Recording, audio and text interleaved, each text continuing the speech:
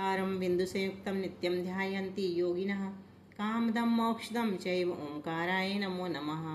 अविरल शब्द घनोगा प्रक्षालित सकल भूतल मल कलंका मुनिभिरूपासित तीर्थ सरस्वती हरतु नो दुरितान् अज्ञान्तिमिरान्धानां ज्ञानाञ्जनशलाकया चक्षुरुन्मीलितं येन तस्मै श्रीगुरुवे नमः। श्री परम गुरुवे नमः। परम्पराचार्य गुरुवे नमः। सकल कलुषिध्वंसकं श्रेयसां परिवर्धकं धर्म संबंधकं भव्य जीव मनः प्रतिबोधकारकमिदं शास्त्रं श्री गोमठसार जीवकांड नामधेयम्।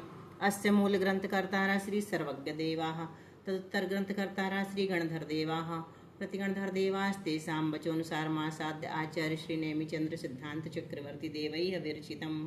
मंगलम भगवान वीरो मंगलम गौतमो गणि मंगलम कुंद कुंदाद्यो जैन धर्मोस्तु मंगलम सर्वमंगल मांगल्यम सर्वकल्याणकारकम प्रधानं सर्वधर्माणां जैनं जयतु शासनं कोटिशतं द्वादश्चैव कोट्यो लक्षान्यशीतिस्त्रधिकानि चैव पञ्चाशदष्टौ च सहस्रसङ्ख्यामेतच्छ्रुतं पञ्चपदं नमामि अर्हन्त्यभासि यत्थं गणहरदेवीः गन्धियं सम्मं प्रणमामि भक्तियुक्तो सुदनान्महो वहिं शिरसा इच्छामि भन्ति सुद्भक्ति कावसगो कौतसालोच्यो अंगवंग पैण्णाय पाहुडय परियम सुत पणमान्य पुब्बगय चूलिय चैव सुत्तत्थय तुधम काह्यम सयानिच्य कालम अंचेमि पूजेमि वंदामि नमसामि दुख को कमख वोहिला हो सुगैगमनम समाहिमणम निर्गुण संपत्ति हो मज्जम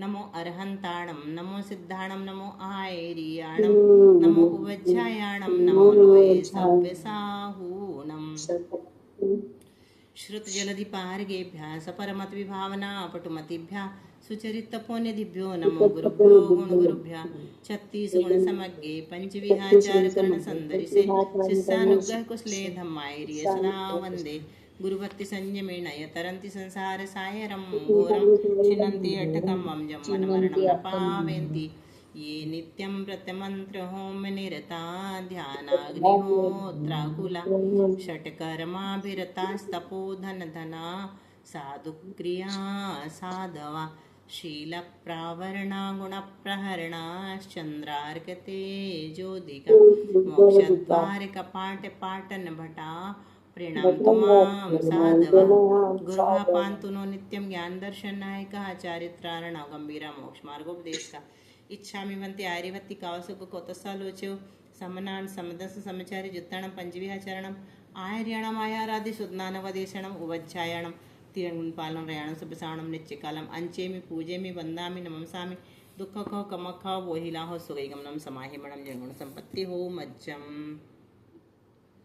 सिद्धं शुद्धं पर्णमीय चिनिन्दवर्णेमि चन्दमकलङ्कं गुणरहेणभूषणोदयं जीवस्य परुवणं वोच्छम्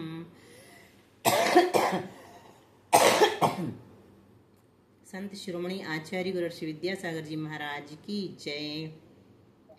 आचार्य गुरुश्री समय सागर जी महाराज की जय। आचार्य गुरुश्री प्रज्ञा सागर जी महाराज की जय। तीन कमलों करुणमणि महाराज की जय। द्वादशांग जनवाणी माता की जय। संपूर्ण आरिका माता जी की जय। पूज्य गुरुमति दृढ़मति आदि सभी बड़ी माता जी की जय। आरिका श्री 105 चिंतनमती माता जी की जय। हम लोग आ गए थे गाथा नंबर 412 में।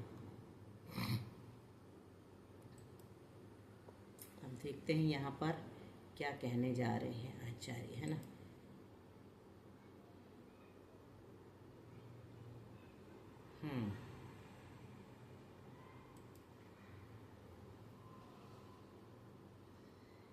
कौन पढ़ेगा पहले? पारुल।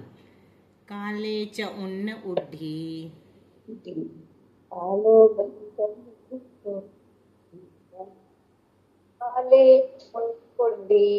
कालो भज दव्य खेत ओढ़िया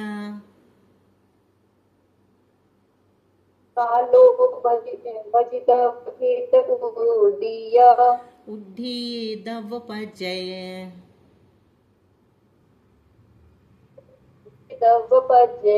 भज दव्वा खेत कालाहू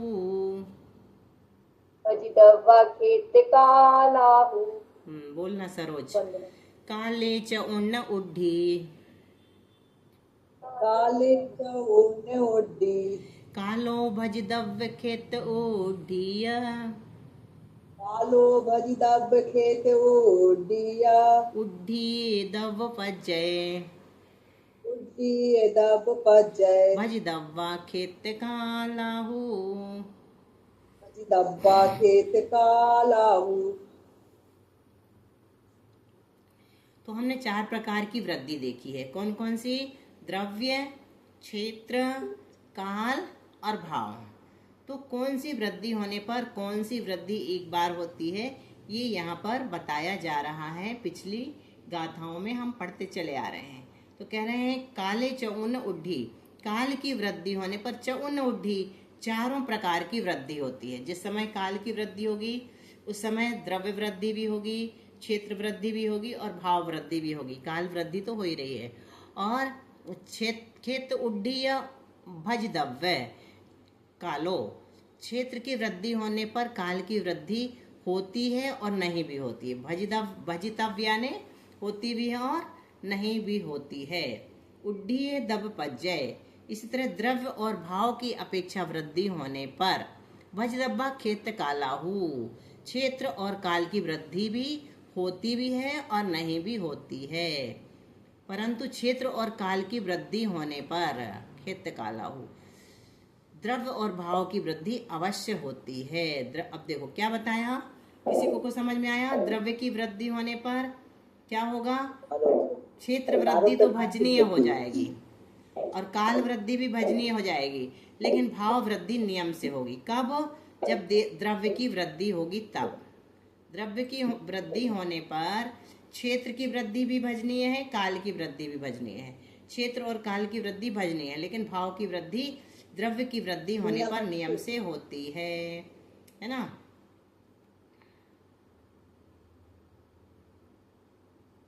द्रव्य और भाव की वृद्धि अवश्य होती है, क्षेत्र काल की अपेक्षा से होता है। ये द्रव्य की अपेक्षा बता दिया। अब क्षेत्र की वृद्धि होने पर क्या होगा? द्रव्य की वृद्धि नियम से होगी। यदि क्षेत्र बढ़ेगा तो जितनी बार बढ़ जाने के बाद एक बार द्रव्य की वृद्धि होती है, क्षेत्र की वृद्धि होती है, काल की वृद्धि होती है, आदि आदि बताए ध्रुवहार की अपेक्षा से।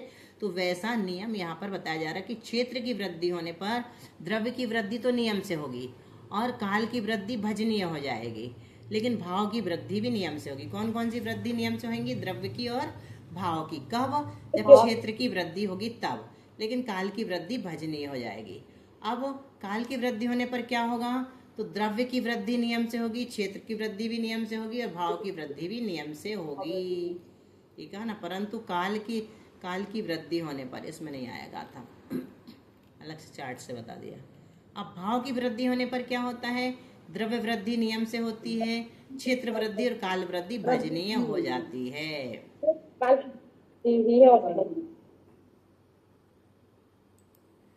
अब देखो किसकी वृद्धि होने पर किसकी वृद्धि होती है, ये हमने यहाँ पर देखा। द्रव्य वृद्धि होगी तो क्षेत्र की वृद्धि कैसी रहेगी? भजनीय। काल की वृद्धि नियम से भजनीय और भाव की वृद्धि नियम से। हाँ, भाव की वृद्धि नियम से होगी। तो भजनीय मतलब क्या बताया? नहीं होगी। नहीं, गलत। बोलो पारुल, बोलिए। भजनीय का अर्थ बताओ।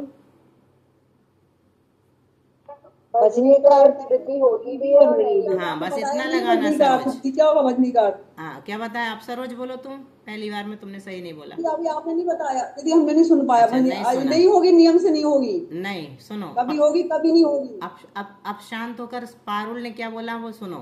पारुल फिर से बोलो। नियम नहीं है, वृद्धि हो भी और ना भी हो। हाँ, हो भी सकती है और नहीं भी हो सकती को भजनीय कहते हैं। ये यहाँ गणित के प्रसंग में नहीं, सब जगह भजनीय का यही अर्थ है कि हो भी सकता है और नहीं भी हो सकता है ना, ये अर्थ लगाना भजनीय का। और क्षेत्र की वृद्धि होने पर द्रव्य की वृद्धि नियम से होती है और काल की वृद्धि भजनीय होती है और भाव की वृद्धि नियम से होती है। क्षेत्र की वृद्धि तो होगी ही होगी, है ना। क्षेत्र की वृद्धि होने पर द्रव्य की नियम से और भाव की नियम से, लेकिन काल की भजनीय है। और काल की वृद्धि होने पर द्रव्य की नियम से होगी और क्षेत्र की भी नियम से होगी और भाव की भी नियम से होगी। काल अगर बढ़ेगा तो सभी वृद्धियां बढ़ेंगी, सभी वृद्धियां होंगी। और भाव की वृद्धि होने पर द्रव्य नियम से, द्रव्य की वृद्धि नियम से होती है और क्षेत्र और काल की भजनीय होती है। इसको आप लोग एक बार और चार्ट से देख लेना अपना खोल के। अब चलते हैं आगे, देखो कैसे होती है ये चार्ट। कोई बता सकता बिना समझाए? सुना क्या पारुल तुमने? नहीं सुना? की क्लास में देखा था ये चार्ट। कौन सी क्लास में? वहाँ सब विकास भैया की क्लास में है हाँ उसमें। वही तो पूछ रहे थे, तुम Recording बताओगी में। इसको? कोशिश नित्यम करोगे? गलत संख्या। दीदी बता सकते हैं। बता सकती हो? द्रव्य, क्षेत्र, काल और भाव, इनको ऊपर ऊपर ले जाते हुए बढ़ाया है जैसे। तो जब द्रव्य को यहाँ पे इन्होंने 3 के बाद वो मान लिया। क्या चलो बोलेंगे? एक बार हम बताते हैं थोड़ा, है ना, फिर बताना। तो यहाँ पर ऊपर लिखा हुआ ये सब लोगों को दिख रहा है? 3 बार, मतलब जो सूच्यांकुल का संख्यात्मक भाग था, जब ऐसा द्रव्य मतलब उसे यहाँ पर 2 बार लिया। एक तो मिनट, एक अब रुक द्रव्य जाओ। पहले सभी एक एक है, द्रव्य, क्षेत्र, काल, भाव। उसके बाद जब 2 और 3 यानी 2 द्रव्य और बढ़ गए, यानी सूच्यांकुल का संख्यात्मक भाग बढ़ गया, तब एक क्षेत्र की एक मिनट वृद्धि पारुल, रुक जाओ, हो गई। अभी रुको, इसको शुरू से समझाते हैं। यहाँ से चलो। सूच्यंगुल का असंख्यात्वा भाग बहुत बार आया है ना, ये हमने देखा था। सबसे पहले सूच्यंगुल का असंख्यात्वा भाग लिया था। इसका प्रमाण यहाँ पर 2 माना है। सब लोग ध्यान से सुनना, फिर एक बार पारुल या मनीषा या कविता कोई भी रिपीट करेंगे, फिर दूसरी बार सुनना, ठीक है। सूच्यंगुल के असंख्यात भाग को यहाँ पर क्या माना? अंक संदृष्टि में 2। और द्रव्य विकल्प को क्या माना? 25। द्रव्य विकल्प से क्या लेना? ये देखो 1 से लेकर 13 तक, और 13 से ये पूरे अपने 25 तक लिखे हुए हैं, ये आखिरी 25 तक। तो ये द्रव्य के विकल्प है, मतलब इतने भेद हैं द्रव्य के। कितने? ये विकल्प से यहाँ पर क्या लेना? भेद है, इतने प्रकार के भेद लेना। और क्षेत्र के विकल्प कितने लिए? 13 लिए। और काल के विकल्प का मतलब कितना मानना है अपने को? 5 मानना है। 5। और घनांग, यहाँ तो सूच्यांगुल बटे असंख्यात बताया था 2, घनांगुल बटे असंख्यात को कितना मान लिया? 3। घन हमेशा 3 ही होता ना, इसलिए 3 कर दिया यहाँ पर। तो सूच्यांगुल में सूच्यांगुल का 3 बार गुणा होता है, तब घनांगुल आता है। लेकिन सूच्यांगुल को 1 ना मान करके 2 मानना है, और घनांगुल को 3 माना है। तो सूच्यांगुल बटे असंख्यात को 2 माना है, अकेला सूच्यांगुल नहीं ले लेना, और घनांगुल बटे असंख्यात को 3 माना है। अब चलो यहाँ से द्रव्य को हम बढ़ा रहे हैं। जैसे द्रव्य में वृद्धि हुई 1 फिर 2 प्रमाण, वृद्धि होने पर क्या होगा? ये क्षेत्र जो है 1 से 2 हो जाएगा, एक प्रदेश बढ़ गया। ठीक है सरोज? यदि 3 के ऊपर 4 आया है तो एक प्रदेश बढ़ गया। नहीं, 2 प्रदेश, 2 जाने के बाद एक भेद और एक विकल्प और 2 विकल्प। 2 विकल्प के बाद पहले वाले में क्षेत्र 1 प्रदेश था। जब द्रव्य 1 था, द्रव्य का प्रमाण 1 था, पहला भेद था, वहां पर क्षेत्र का प्रमाण भी पहला 1 था, है ना, क्षेत्र का भी पहला भेद था। लेकिन जब द्रव्य के भेद 2 विकल्प पार हो गए, तीसरे में आ गए, तो क्षेत्र कौन से में आएगा? दूसरे में आएगा। तो तीसरे में आने का मतलब क्या लेना यहाँ पर? सूच्यंगुल बटे असंख्यात प्रमाण भेद जब बढ़ गए द्रव्य के, ऐसा लेना। सूच्यंगुल बटे असंख्यात को हमने यहाँ 2 माना ना, ये तो 2 बढ़े का मतलब क्या लेना? सूच्यंगुल बटे असंख्यात प्रमाण भेद बढ़ गए, अपने विकल्प बढ़ गए, तब कहीं जाकर के क्षेत्र में एक प्रदेश की वृद्धि हुई, एक भेद की वृद्धि हुई, है ना, एक विकल्प की वृद्धि हुई। इसको भी विकल्प कह सकते हैं। क्या लिखा है यहाँ पर? विकल्प। क्षेत्र के विकल्प 13 है, तो ये भी विकल्प है, क्षेत्र का एक विकल्प बढ़ा। ठीक है, 2 विकल्प हो गए। अब यहाँ पर 4 और 5, 3 और 4 2 और बढ़ गए, 5वें नंबर में जाकर के एक क्षेत्र और बढ़ गया, है ना। सूच्यंगुल बटे असंख्यात प्रमाण भेद और बढ़ गए, तो फिर ये 3 हो गया, क्षेत्र 3 हो गया, मतलब एक एक प्रदेश बढ़ रहा है, एक एक भेद बढ़ रहा है। फिर 7, 5 और 6 2 और बढ़ गए, 7वें नंबर में जाकर के क्षेत्र 4 हो गया। ठीक है, फिर 7 और 8 के बाद 9वें नंबर में जाकर के क्षेत्र 5 हो गया, क्षेत्र का प्रमाण 5 हो गया। तो जब द्रव्य इस क्रम से बढ़ता है तो क्षेत्र धीरे धीरे बढ़ता है। द्रव्य जल्दी जल्दी बढ़ता है और क्षेत्र धीरे धीरे बढ़ता है। मतलब जैसे क्षेत्र 2 हुआ, द्रव्य 2 हुआ, तो क्षेत्र 2 नहीं हुआ। जब द्रव्य 3 हुआ तब क्षेत्र का प्रमाण 2 हुआ, है ना। फिर इसी प्रकार जब द्रव्य का प्रमाण 5 हुआ तब इसका 3 हुआ। द्रव्य के भेद का प्रमाण 7वां आया तो इसका क्षेत्र का 4था आया। द्रव्य के भेद का प्रमाण 9वां आया तो इसका 5वां आया। फिर 11वें में 6ठा, 13वें में 7वां, फिर ऐसे लगाते जाएंगे। 15वें में 8वां, 17वें में 9वां, 19वें विकल्प में 10वां क्षेत्र का विकल्प बनता है। 21वें में 11वां, 23वें में 12वां, 25वें में 13वां। यानी पूरा क्षेत्र के विकल्प हमने 13 माने हैं। तो ये 25वें यानी द्रव्य के 25वें भेद में जाकर के पूरे 13 भेद इसके पूर्ण होते हैं क्षेत्र के। ठीक है, यहाँ तक समझ में आया? हाँ। अब और क्या कह रहे हैं यहाँ पर? घनांगुल बटे असंख्यात को कितना माना है? 3, है ना। तो घनांगुल बटे असंख्यात को हम क्या निकालेंगे, कैसे निकालेंगे कि 3 प्रदेशों की वृद्धि होने पर ये बढ़ेगा। ठीक है, 3 तक तो एक ही रहा। ये क्या क्षेत्र की वृद्धि की दीदी ना, अब 3 की क्षेत्र की वृद्धि अब करी इसके जब बाद इसमें 3 आया, वाले काल की में हुआ है ना। अब इसकी वृद्धि करेंगे घनांगुल बटे असंख्यात की। 3 घर के बाद वृद्धि होगी, है ना। काल के विकल्प में, काल का विकल्प कितना है, कितना माना? 5। ठीक है, और घनांगुल बटे असंख्यात को कितना माना? 3 माना। तो क्षेत्र का विकल्प हमने पहुंचा दिया 13वें। अच्छा, इतना आ गया समझ में कि नहीं? कोई बताएगा किसको आया? मनीषा बोलो। दीदी हाँ, 1 मिनट पूरा दिखाओ ना दीदी, आपको थोड़ा सा ऊपर का चार्ट भी दिखा। सूच्यांक संख्यात को अपन ने माना 2, हम्म द्रव्य का विकल्प माना 25, क्षेत्र का विकल्प 13 माना, काल का विकल्प 5 और घनांगुल बटे असंख्या 3 माना। इसके बाद जब द्रव्य में हम एक तो एक आ गया, इसके बाद जब 2 की वृद्धि करेंगे 2 और 3 पे आएंगे ना, जब एक क्षेत्र की वृद्धि होगी। बहुत अच्छा। और जब 3 और 4 ऐसे 2 उसकी द्रव्य की वृद्धि करेंगे, जब जाके क्षेत्र में एक और वृद्धि होगी, 3 होगी। ऐसे करते करते जब अपनी 23, 24 इधर आएगी ना, जब इसकी द्रव्य की वृद्धि, तब अपने पूरे क्षेत्र का विकल्प 13 बनेगा। 25वें नंबर में जाकर के 13 बन जाएगा, है ना। अब हमें देखना है काल की वृद्धि। तो काल की वृद्धि कैसे बढ़ेगी? काल का विकल्प 5, घनांगुल बटे संख्या माना 3।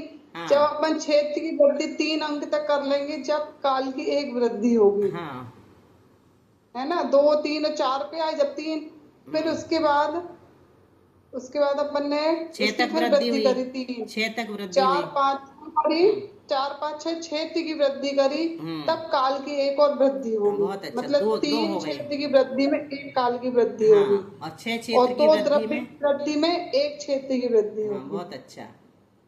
अब आगे बोलो, थोड़ी रिवीजन हो जाएगा। बोलो पारुल, अब तुम बोलो इसके आगे। काल की वृद्धि चल रही है। तो अब हमने काल के 3 को बढ़ा लिए। 8, 9, 10 क्षेत्र में जब 3 की वृद्धि यानी घनांगुल बटे असंख्यात की वृद्धि होगी, तो काल का चौथा समय आएगा। ठीक है, बहुत अच्छा। फिर उसके सूच्यांगुल के असंख्यात भाग बढ़ने पर जैसे जैसे क्षेत्र की वृद्धि और 3 होगी, उसके बाद काल का 5वां विकल्प आएगा। ठीक है। और भाग की वृद्धि जैसे द्रव्य की वृद्धि एक एक करके बढ़ रही है, उसी प्रकार समानता से बढ़ती ही जाएगी। भाव की वृद्धि समान रूप से बढ़ती चली जाएगी। बहुत अच्छा, पूरा समझ में आ गया सबको? अब रिवीजन कर लेना तो और अच्छे से समझ में आ जाएगा। इसमें ज्यादा परिश्रम करने की जरूरत नहीं है, है ना। इतना परिश्रम तो दीदी अवधि ज्ञान का ही होगा ना अभी तो? अवधि ज्ञान की ये बताएं। आज अपन ने पढ़े ना कि कितनी वृद्धि होने पर कितनी होती है। ये क्षेत्र काल की अवधि ज्ञान ही चल रहा अभी सब। अवधि ज्ञान के भेद में पढ़कर आना, टेबल पे बता दिया है अभी। जो पढ़ के आया वो टेबल में बता। रिवीजन है बस, और कुछ नहीं। विकास भैया की क्लास बहुत अच्छे से समझाया है, बड़ी से चार्ट ना बहुत अच्छा समझाया है। इसीलिए तो कह रहे हैं सब लोग एक बार उसमें सुनेंगे ना तो रट जाएगा। भैया की क्लास तो बहुत अच्छा है। चलो अब अगली गाथा लेते हैं। किसने किसने पढ़ लिया? पारुल ने और सरोज ने, दो ही ने बस पढ़ा ना अभी। दीदी। ठीक है, अब मनीषा की और चंदन बाला जी की बारी। पहले मनीषा। देसा वही वरदवम देसा वही वरदवम धुवहारेण वही देहवे नियमा धुवहारेण वही देहवेणियमा परमा वहिस्य अवरम परमा वहिस्य अवरम दव्यपमाणं तुजिन दिठम। दव्यपमाणं तुजिण दिठम। चंदन वाला जी। देसा वही वरदवम देसा वही वरदवम धुवहारेण वही देहवे नियमा दुवहारेण वही देहवेणियमा परमा वहिस्य अवरम परमा वहिस् अवरम दव्यपमाणं तुजिन दिठम। दव्यपमाणं तुजिण दिठम। सादर वंदना दीजिए। देखो क्या कह रहे हैं यहाँ पर। देशावधि का जो उत्कृष्ट द्रव्य प्रमाण है, किसी को पता है कितना है? याद है? अब भी पढ़ के आए थे कल। पूर्ण लोक लोक तो क्षेत्र कहलाता है, द्रव्य पूछ रहे हैं। असंख्यात लोग द्रव्य पूछ रहे हैं अभी अभी, क्षेत्र नहीं पूछ रहे हैं। भूल गए? कारमाण वर्णा बटे ध्रुवहार, उसमें एक बार ध्रुवहार का भाग देने से जो लब्ध आए उतना ही नियम से परमावधि के जघन्य द्रव्य का प्रमाण निकलता है, ऐसा जिनेन्द्र देव ने कहा है। देखो यहाँ आएगा वो, लेकिन इन्होंने इस हाँ लिखा है। देशावधि का उत्कृष्ट द्रव्य बराबर कारमाण वर्गणा बटे ध्रुवहार, इतना लेना, फिर उसमें एक बार और ध्रुवहार का भाग देना है, तो ऐसे लिख देंगे। क्या बताया यहाँ पर? जो देशावधि का उत्कृष्ट द्रव्य का प्रमाण है ना, उसमें क्या करना है, एक बार ध्रुवहार का भाग देना है। तो एक बार और हमने दे दिया ये ध्रुवहार का भाग। जो लब्ध आया वो क्या है, नियम से परमावधि के जघन्य द्रव्य का प्रमाण है। मतलब जो परमावधि का जघन्य भेद है वो देशावधि के उत्कृष्ट भेद से भी अनंत, उसके भी अनंतवे भाग सूक्ष्म पदार्थ को जान लेता है। अनंतवा भाग हो गया ना, ध्रुवहार हमेशा अनंत होता है, तो जो आया था उसमें हमने एक बार और अनंत का भाग दे दिया, तो उससे भी अनंतवा भाग वो आ गया, उसका भी अनंतवा भाग आ गया। मतलब उसका जो स्कंद है वो देशावधि के उत्कृष्ट भेद से अनंतवे भाग सूक्ष्म है, ज्यादा सूक्ष्म को ये जान लेता है, इसलिए ये ज्यादा बड़ा ज्ञान है। सूक्ष्म को जानने वाला बड़ा कहलाता है कि स्थूल को जानने वाला? उदाहरण किसका दिया था? क्या दीदी? उदाहरण किसका दिया था? चश्मे का दी। हाँ, बहुत अच्छा, बहुत अच्छा, चश्मे का। तो चश्मे का उदाहरण कैसे दिया था? बड़े अक्षरों को पढ़ते हैं अगर डॉक्टर के उस लेंस में, तो कोई अपनी आंखें कोई अच्छी नहीं कहलाती। जब हम सबसे छोटे अक्षर वाली लाइन को पढ़ते हैं, हमारी आंखों की स्थिति अच्छी है। हाँ यही। तो यहाँ पर अच्छा, अब अगली गाथा हम चलते, हो गया ना अपना ये गाथा नंबर 414। कौन पढ़ेगा? शशि जी और अनीता जी। परमा वहिस्य भेदा परमा वैसे भेदा सग उगाहन वियप हद तेऊ सगुवाहन विनय व्यप देऊ सग उगाहन वियप हद तेऊ सग वाहन व्यप दे हद तेऊ। हाँ, हद तेऊ चरमे हार पमाणम चरमे हार पमानम जेठस्य होदि दव्वन्तु जेठस्य जयहोदि दव्वन्तु जेठस्य होदि दव्वन्तु। होदि दव्वन्तु। एक मिनट देखते हैं कितना हो पाएगा, यही गाथा बस हो पाएगी शायद 14 तक, और लोगों को पढ़वा देते हैं क्योंकि फिर वो लोग रह जाएंगे। कौन रह गया? सूरज। सूरज बोलना, परमा वहिष्य भेदा। परमा वही वेदा। हाँ ठीक है, अनीता जी को बोलने दो पहले। सग उगाहन वियपहद तेऊ, सग उगाहन वियपहद तेऊ, चरमे हार पमाणम, चर में हार प्रमाणम। जेठस्य होदि दव्वन्तु, जेठस्य होदितव्यं तु। हाँ अब बोलो कौन? सूरज। परमा वहिष्य भेदा, बोलो। म्यूट अनम्यूट करो सूरज। जीव कांड चल रहा। ये सुदर्शन भैया जानते हैं आप लोग इनको? मिल लो। वहिष्य भेदा, अरे देख नहीं रहा। सगे उगाहन वियपहद तेऊ, चरमे हार प्रमाणम, जेठस्य होदितव्यं तु। सब लोग मिल लो, ये हमारे सुदर्शन भैया से दिख रहे हैं, दिख रहे हैं आप लोग? जय जिनेंद्र भैया जी, जय जिनेंद्र भैया जी, जय प्रमाण जिनेंद्र सागर भैया महाराज जी के संघ समाधान में दिखते भैया जी वो प्रमाण सागर महाराज जी सोच के रहे संघ थे कौन समाधान। बोलेगा ये बात, मनीषा ने बोली टीवी थी। में बहुत टीवी में दिखते हैं, ये घर में कम दिखते हैं। अभी सब जगह घूम के आ रहे हैं, शिखर जी चौका लगा के आए हैं और आज शशि के दर्शन करके देखा आए। इनको बहुत उसमें। आज कुंडलपुर अब भी आए, कल ही आए शिखर जी से, चौका चल रहा ना, तो इन्हीं ने सब महाराज जी को पड़गाहन किया। कुंडलपुर और अभी सब जगह जाके आए। कहाँ? विरागोदय, कुंडलपुर, आचर्षि से मिलके गिरी, सब दर्शन करके लौटे हैं। पटेरिया जी भी किया होगा आपने तो। पटेरिया जी मिला था क्या? नहीं गया, आगे नहीं बढ़े। अच्छा। पढ़ो आप लोग, पढ़ो। बस पूरे ही होने वाला। बैठो, बुला लो यही सबको, चालू कर लो। जल्दी बुढ़ाएपन में देखा दीदी इनको। कितना टाइम बचा अपना? 10 मिनट बचा है शायद। अपनी देखो, अपनी तेजस्कायिक जीव राशि की अवगाहना के भेदों का जितना प्रमाण है। तेजस्कायिक जीव राशि अपन ने पढ़ी थी, तो तेजस का 10 मिनट का टाइम बचा है। ये गाथा पूरी नहीं होगी, अपन वो पढ़ लेते हैं, आराध्य सूत्र रह जाएगा नहीं तो, है ना।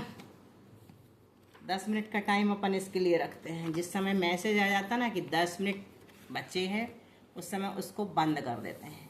414 नंबर की गाथा कल चलेगी।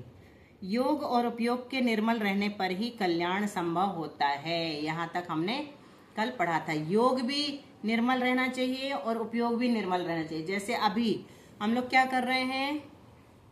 स्वाध्याय कर रहे हैं, तो इस समय हमारा योग शुभ है कि नहीं? योग भी शुभ है। और उपयोग शुभ है कि नहीं? उपयोग भी शुभ है। तो योग और उपयोग जिस समय निर्मल रहता है, कल्याण के चांस पूरे के पूरे रहते हैं। भगवान से न डरो तो चलेगा, लेकिन कर्मों से जरूर डरो। क्या कह रहे हैं? भगवान से न डरो तो चलेगा, लेकिन कर्मों से जरूर डरो, क्योंकि किए हुए कर्मों का फल तो भगवान को भी भोगना पड़ता है ना। पारसनाथ भगवान को अंतिम समय तक कामठ ने कष्ट दिया, कष्ट देने की कोशिश की, भले ही उन्हें कष्ट नहीं हुआ। तो भगवान से न डरो तो चलेगा। बताओ, ऐसी एक दिन हमने बताया था, किसी को याद है? एक शत्रु है हमारा, है ना, जिससे अगर हम युद्ध करें तो निश्चित रूप से हमारी विजय होगी, लेकिन हम युद्ध करते ही नहीं। कौन? कर्मों से। हाँ, कर्म शत्रु। कर्म शत्रु एकमात्र ऐसा शत्रु है जिससे युद्ध करने पर विजय निश्चित है, लेकिन हम लोग ऐसे हैं कि उससे युद्ध करते ही नहीं। संक्लेशता की हानि होने पर असाता कर्म साता रूप संक्रमित हो जाता है। इसलिए बार बार कहते हैं विशुद्धि बढ़ाओ। विशुद्धि किसे कहते हैं? विशुद्धि की परिभाषा बताओ। संक्लेश का कम होना। नहीं, नहीं, इसकी परिभाषा नहीं है। मैंने नोट भी किया उसको। तो बताओ, अब दिमाग में नोट है कि नहीं? विशुद्धि शुभ नारे, याद नहीं आ रहा। शशि जी बताइए, शशि जी, पढ़ते हैं इसको। शशि जी बताइए, चंदन वाला जी बताइए। मध्यम लेख्य के परिणाम जो कर्म बंधने के लिए होते हैं। नहीं, और चंदन वाला जी लिखाया था, बहुत सरल है। चंदन वाला मेरे पास सामने लिखा भी है बुक कॉपी में, पता, सबसे फ्रंट पेज पे लिख लिया हमने। उससे क्या होता है? मुझे याद इस फ्रंट पे लिखो, इस फ्रंट पे, ये फ्रंट सबसे अच्छा है। हाँ, साता वेदनी के बंध योग्य परिणाम साता को वेदनी के बंध योग्य परिणामों को, साता विशुद्धि वेदनी के कहते बंध योग्य परिणामों को विशुद्धि कहते हैं। और मंद कषाय को भी विशुद्धि कहते हैं। तो साता वेदनी के बंध योग्य परिणाम होने पर क्या होता है? संक्लेशता की हानि होती है, संक्लेश कम हो जाता है, तभी साता वेदनी का बंध होता है। और असाता कर्म जो अपना उदय में भी चल रहा है तो वो साता रूप संक्रमित हो जाता है। एकमात्र असाता कर्म के उदय से बचने का यही उपाय है कि संक्लेश ना करो, विशुद्धि बढ़ाओ, तो असाता साता रूप परिणामित होकर के निकल जाती है। और कषाय परिणाम जहर है जो एक क्षण में सभी जप तप को नष्ट कर देता है। कष्टों में कर्तव्यों को भूलने वाला बहिरात्मा है। कष्टों में कर्तव्यों को अगर हम भूल गए तो बहिरात्मा है। छिपे कर्तव्य में मजा है।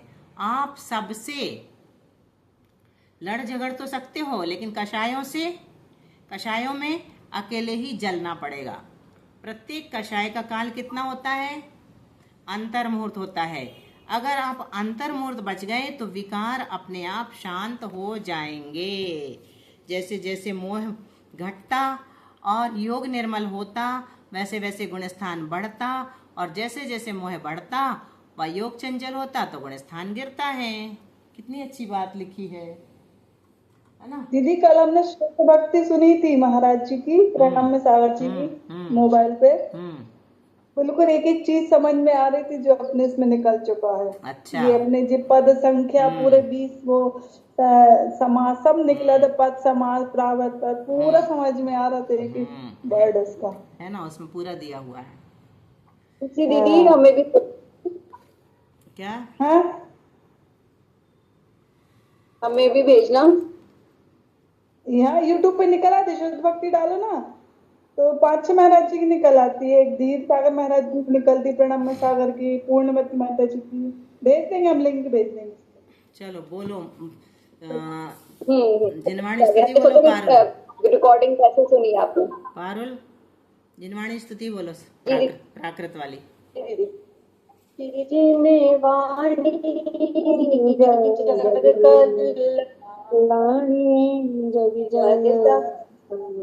आवाज सही नहीं आ रही पारुल की। हरे राम